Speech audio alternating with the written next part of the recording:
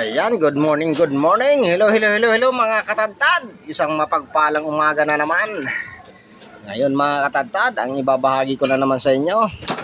Welcome na naman to my channel, no? Ayan mga katadtad, ipapakita ko na naman sa inyo mga katadtad kung paano tayo magtanggal ng paypay. Ayan mga katadtad, no? Andiyan sa nakikita nyo, ayan dyan yung kasim natin, no? Pansamantala nating tinatanggalan ng paypay. Ayan. Diyan para sa mga baguhang butcher dyan, no? O bago ka pa lang bilang isang tindero. Kung wala ka pang idea tungkol sa pagtatanggal ng paypay, no?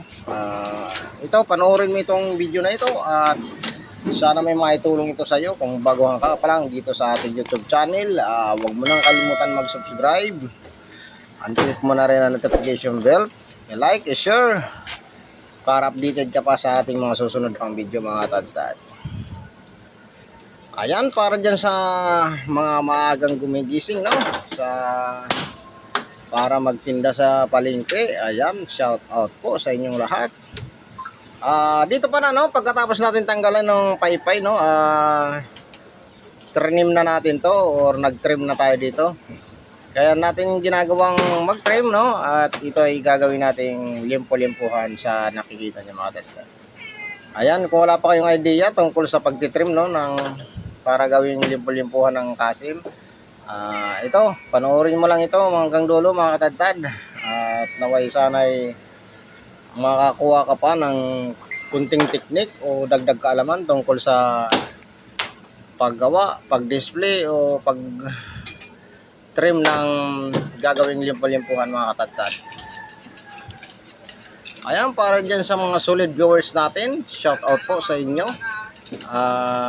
Sa mga subscriber natin, ayan, sa mga bago nating viewers dyan, shout out po sa inyong lahat. At sa mga negosyanteng meat shop dyan, no? Ayan, sa mga wala pang chopper or gustong matutong magkalas, tanggal ng paypay, magtanggal ng bias. Ayan, panoorin nyo lang ito dito sa aking channel, no? Dito sa Katadtad TV. Ayan mga kabutadtad, no?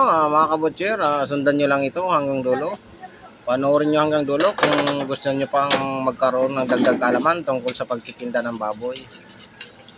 Ayan, ipapakita ko dito sa inyo mga katadtad kung paano ang proseso ko para mag-display ng ating baboy paninda.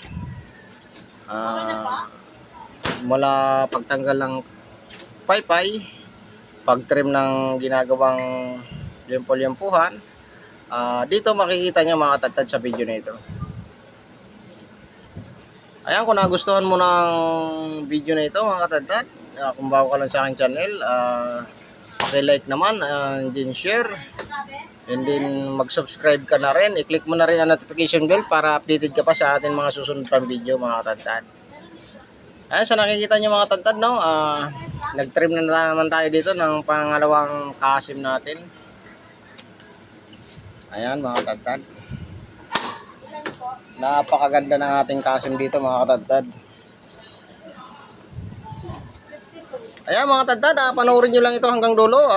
Pati yun sa pagtanggal ng bias, makikita nyo dito mga katadtad. And then kung paano natin i-display ang pigi o kung paano ang diskarte sa pagdi-display ng ating paninda, no? Diskarte para maganda yung natitira sa atin. Magkatumalan man, magandang matitira sa atin mga katadtad. Ayan, shoutout na lang po sa inyo lahat at panoorin nyo ito hanggang dulo.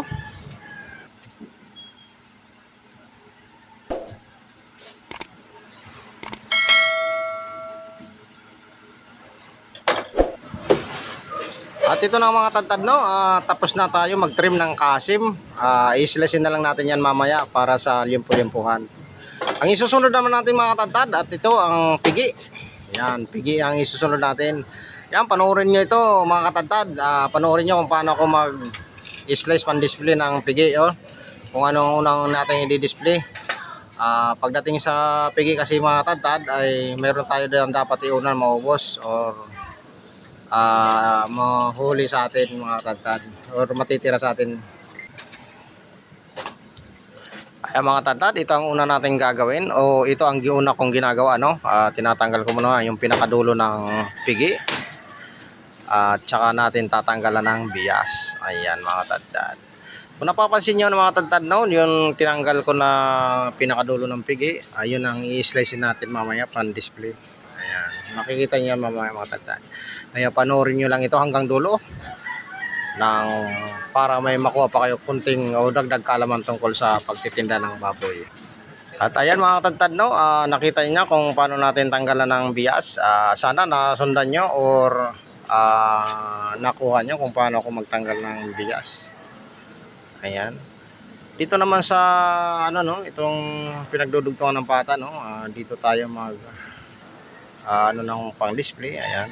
Tatanggalin lang natin yung hindi kaya-ayang taba mga tantad. Ayan.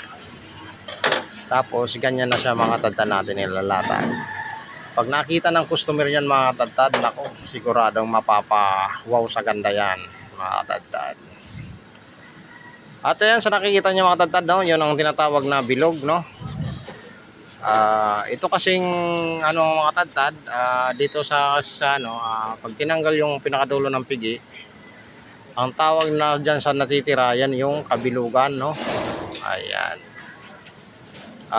Pag natanggalan mo naman siya ng kabilang side, no, katulad nung tinanggal ko sa una, yung yan na puti, purong laman talaga. Ang tawag naman dyan mga tantad ay kabilugan, no. Ayan. Yan, sa nakikita nyo mga tantad, no, last na pigi na itong tinatanggalan natin ng bias. At maghihiwa na rin tayo dito ng ating pandisplay mga tantad. Ayan, panoorin mo lang ito hanggang dulo. Kung ikay baguhan pa lang sa aking channel, huwag mong kalimutan mag-subscribe. I-click mo na rin ang notification bell para updated ka pa sa mga susunod pa nating mga video mga tantad. Ayan, salamat sa inyong panonood sa ating munting video, no, sa araw na ito. And then welcome to my channel mga tantad. Ayan mga tantad, no, tapos na natin tanggalan ng bias na naman itong pangalawa nating pigi. Ganun pa rin, no, ganun pa rin nung una ang ginawa natin. Tatanggalin natin yung kabilang side. Ilalatag lang natin sa ating mesa yan mga tantad. Sa nakikita nyo mga tantad, napakaganda talaga ng laman ng ating paninda ngayon. Ayan mga tantad, yan ang tinatawag na kabilugan, no. Yan. Yan ang ating nakasabit lang muna yan dyan mga tantad. Ayan.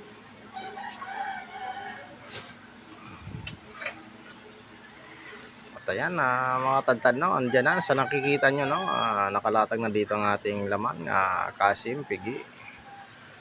Ayan, ayan yung pigi natin. At ito naman yung ating limpol-limpuhan mga tantad. Ayan yung kasim natin gagawin, limpol-limpuhan. Ayan mga tantad, panoorin nyo ito hanggang dulo, no.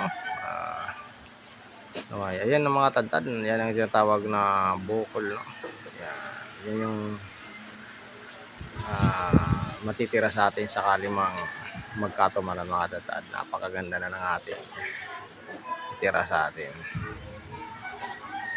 Ito mga tantad, no, magdi-display na tayo. Ito pala yung dulo ng limpo, no. Ito kagaya ng sinabi ko kanina sa inyo, no. Ganito ang ginagawa natin sa pinakadulo ng limpo. Dinidisplay natin dyan na naka-slice. Yan na i-slice natin mga tantad, or yung latag natin, no. Ayan yung pwedeng i-adobo, sigang, Bicol Express. Ayan, sa lahat ng luto mga katantad, pwede yan sa mga panghiwa lang mga tantad, pwede yan. Madali na siyang hiwain at naka-slice na ng pahahaba lang, ano, mga tantad. Ayan, ganyan lang. Ayan mga tantad, susunod natin dito susunod natin i-display dito ay yung ating limpol-limpuhan. Sa paggawa ng limpol-limpuhan mga tantad ay ganito lang mga tantad. Kontrolado lang natin ang hataw ng ating panaga at hindi masyadong mataas gawa ng para hindi tayo magkamali ng hiwa mga tadtad. Yan, sa nakikita nyo mga tadtad, no? Ganyan lang tayo mag-slice ng pang limpo-limpuhan. Ayan. Kaya mga tadtad, panoorin nyo lang ito hanggang dulo.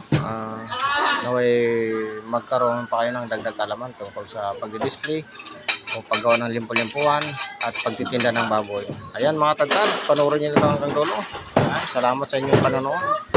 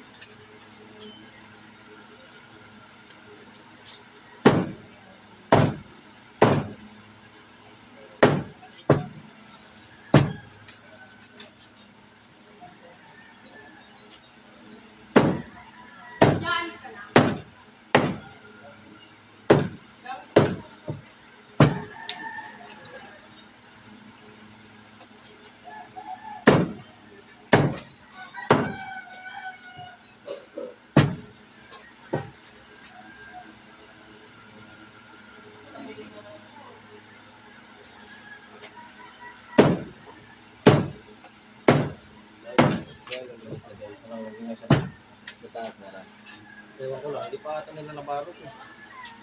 Diyan ko, naka-suit ka na, pero naka-barot. Kala ko may ginamit ka ata. Saan ka doon? Pag mayroon silang ano doon? Meron ng order. Yes. Ay, wag. Ano saan yan? Martin? Ha? Martin.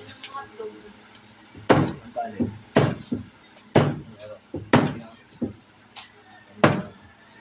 Mataas. May nabalot siya sir. Ewan ko lang.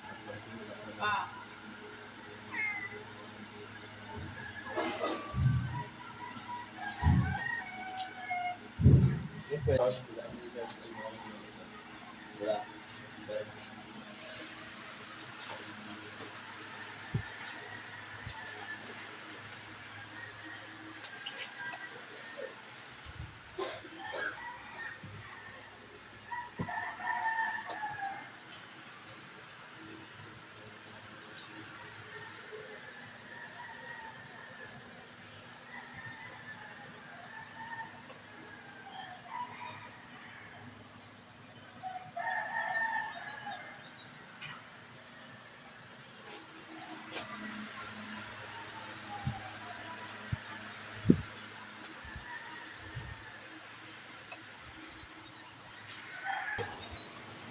Kaya mga katagtad, nagkakabilihan na tayo rito, no?